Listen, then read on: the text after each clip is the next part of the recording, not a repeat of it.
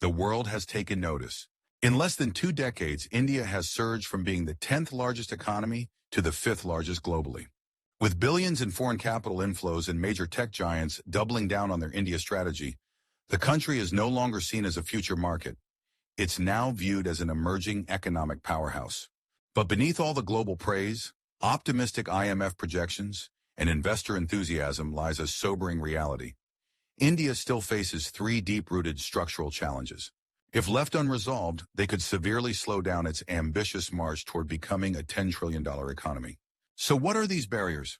And more importantly, what will it take to overcome them? India's journey so far has been remarkable.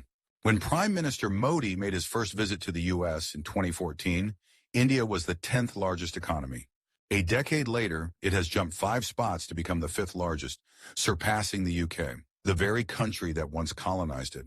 According to the IMF, India could reach a $35 to $45 trillion economy by 2047 if it sustains long-term reforms, attracts consistent investment, and leverages its young workforce effectively. After the 2008 global financial crisis, India showed resilience. During the COVID-19 pandemic, while many countries saw their GDPs shrink dramatically, India bounced back faster than expected, registering a growth rate close to 10% at one point. Today, India's projected growth rate stands at 6%, significantly higher than China's 4.7%, the US's 1.4%, and the global average of just 2.7%. On paper, that's an impressive lead and a point of pride. But there's a catch. India ranks a dismal 140th in the world in terms of per capita GDP. This means the average Indian still earns far less than the average citizen in countries like Indonesia, Mexico, or even Bangladesh. Because economic size alone doesn't paint the full picture, what matters is how that wealth is generated, distributed, and reinvested. And that brings us to the first major challenge: capital formation. In economic terms, gross fixed capital formation refers to the investments made in building long-term productive assets: factories, roads, railways, ports, tech parks, and digital infrastructure. These are the building blocks of an economy that wants to manufacture, export, and employ at scale. India's gross fixed capital formation currently stands at around 29% of its GDP. In comparison, China invests a staggering 43% of its GDP in capital formation. The difference might sound like a technicality, but in monetary terms, it's a $2 trillion annual gap in economic firepower. Capital formation is not just about concrete and steel.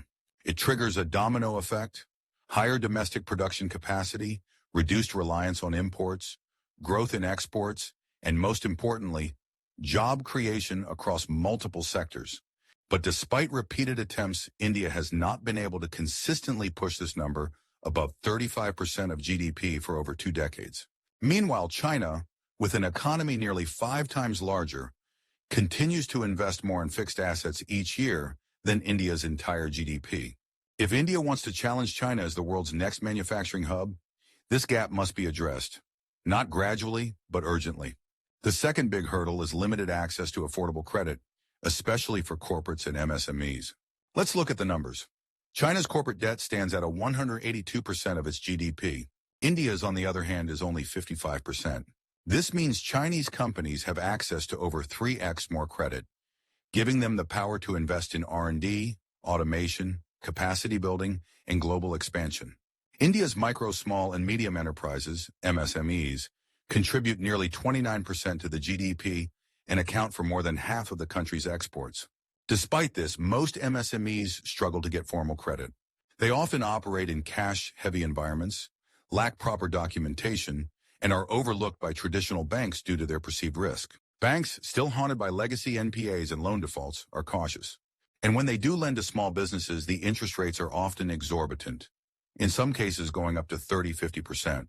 This makes it almost impossible for MSMEs to scale or modernize. Recognizing this bottleneck, the government launched the Open Credit Enablement Network, OCEN, a digital framework aimed at simplifying and streamlining credit access for small businesses.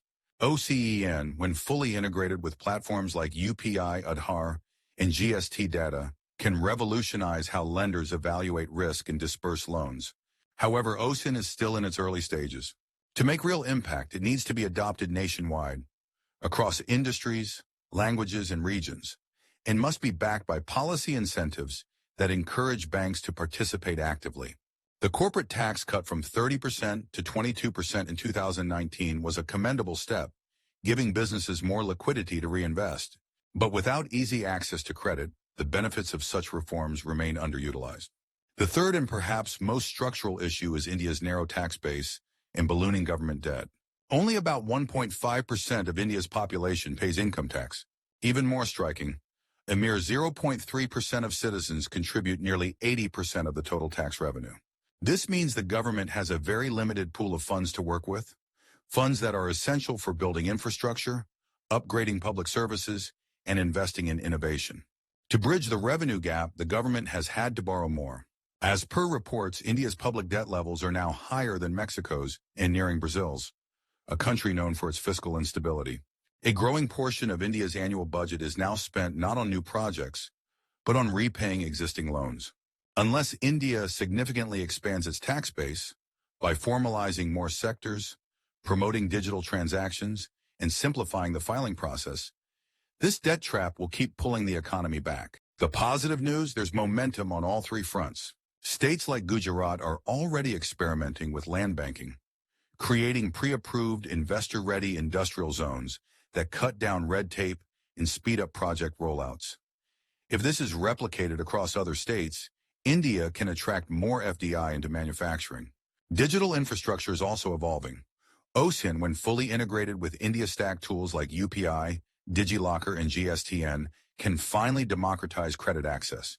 And on the tax side, India's push toward digital payments, e-invoicing, and AI-driven compliance tools can make tax filing seamless, encouraging more individuals and businesses to enter the formal economy.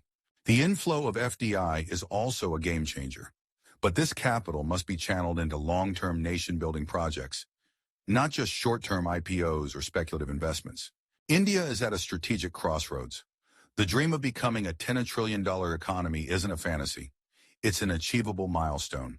Backed by the world's largest youth population, a thriving digital ecosystem, and increasing global trust. But dreams don't materialize from projections. They're built through persistent reforms, bold policy moves, and relentless execution. So here's the question. Will India rise and become the economic superpower the world believes it can be? Or will it once again miss the moment, not due to lack of potential, but because of structural challenges left unaddressed? This isn't just a question for politicians or economists. It's a call to action for every citizen, every innovator, every dreamer who believes in India's rise. Let us know in the comments. Which of these challenges do you think needs to be tackled first? Capital formation, credit access, or tax reform? And do you believe India can surpass China as the next global manufacturing powerhouse? If this case study gave you a new lens on India's growth story, don't forget to like, share, and subscribe.